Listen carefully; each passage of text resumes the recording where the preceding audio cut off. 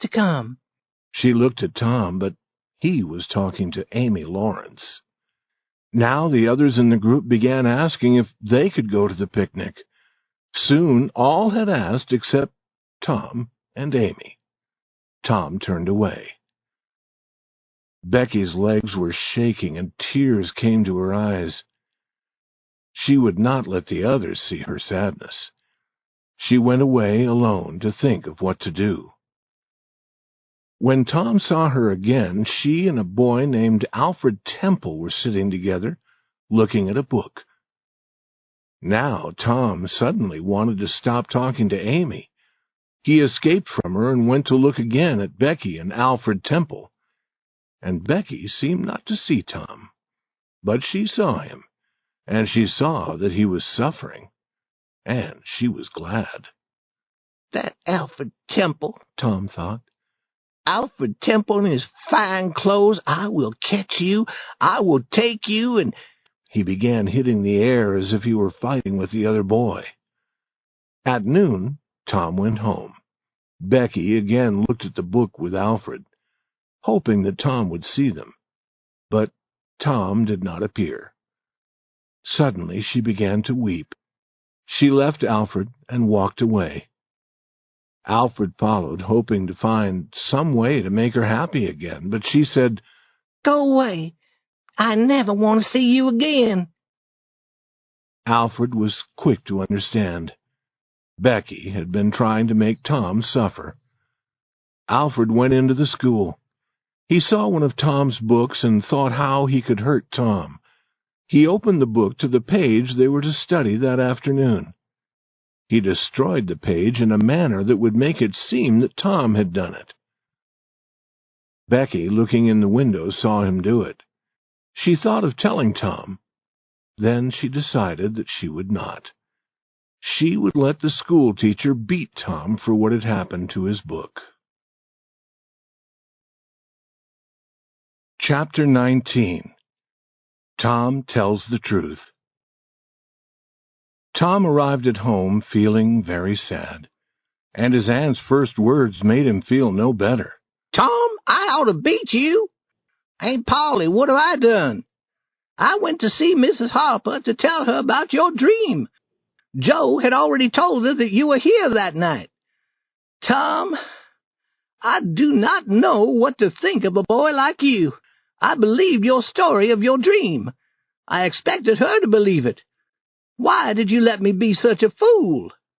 Aunt Polly, I wish I had not done it. I did not think." "Oh, child, you never think. You never think of anything but yourself. You could think of enough to come here and laugh at our troubles. You could think to tell that story of a dream, but you could not think to save us from suffering. Aunt Polly, I know that it was bad, but I did not plan to be bad. And I did not come here that night to laugh at you. I came to tell you that we were not drowned. I did not want you to be sad. Tom, I would be thankful to believe that, but I doubt that you had such a thought." "Yes, I did. It is the truth.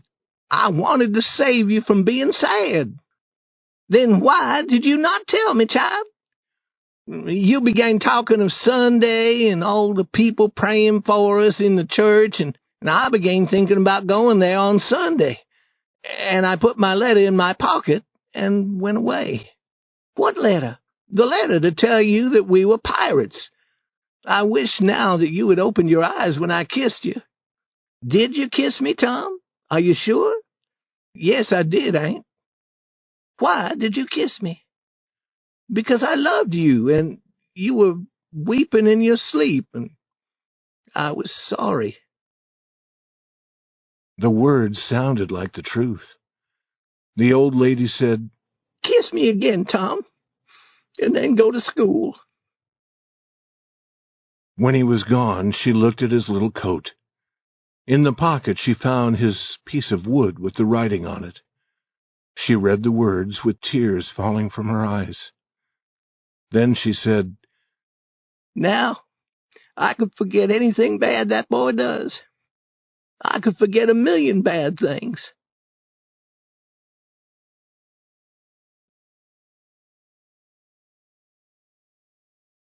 Chapter 20. Becky Has a Problem. Tom was happy again. He started walking to school and soon saw Becky Thatcher also going toward the school. Quickly he ran to her and said, I'm sorry I acted as I did this morning, Becky. I won't ever be like that again. Please let us be friends.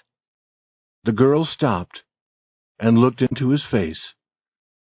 Go away, Mr. Thomas Sawyer. I will never speak to you again. Then she started walking again. Tom was so surprised that he could think of nothing to say.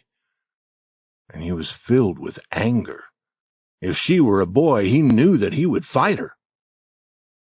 Becky was also full of anger. She was thinking of the pleasure of watching the teacher beat Tom for destroying a page in his book. She did not know that she would soon have trouble also. The teacher had a book that he was studying. Every day he would read some pages when he was not busy. Every boy and girl in the school wondered about this book, but none had ever seen its pages. Now, as Becky passed the teacher's table, she saw the book. She opened it and began to look at it. Then Tom appeared at the door. Becky hurried to close the book. Her hand caught the page, and suddenly it was in two pieces. Becky began to weep. You were bad, Tom Sawyer, to come and watch me. And now you will tell the teacher, and he will beat me.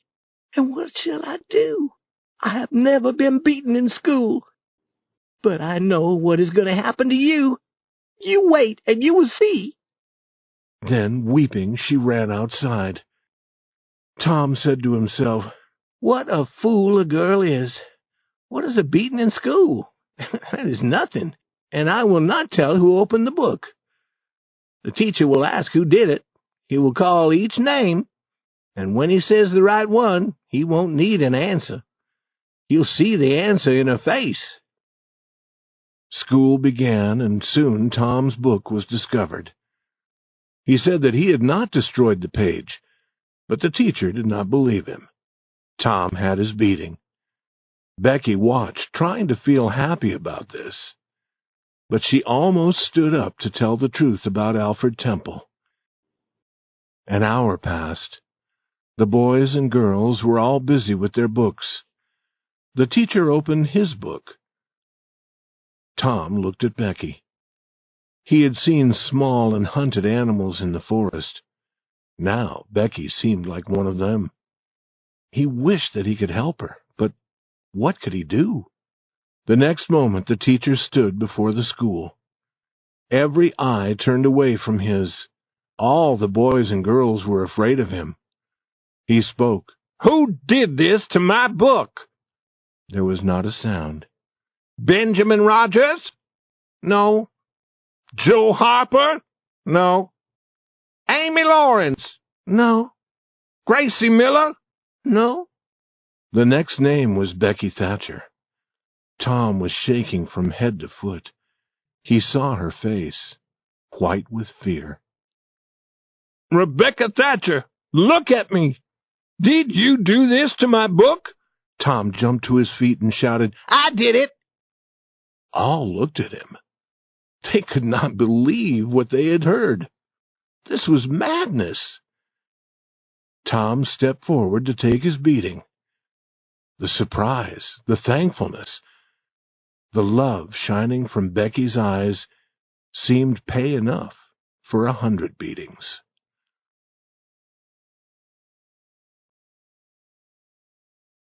Chapter 21. Old Muffs Friend. Summer had come. For several months there would be no school. Tom discovered that the days were too long. He did not have enough to do. He decided to make a record of everything that happened. But nothing happened during 3 days. He decided that a record would be of no value. Becky Thatcher had gone away. During the summer she was living in another town with her father and her mother. The thought of the fearful killing in the graveyard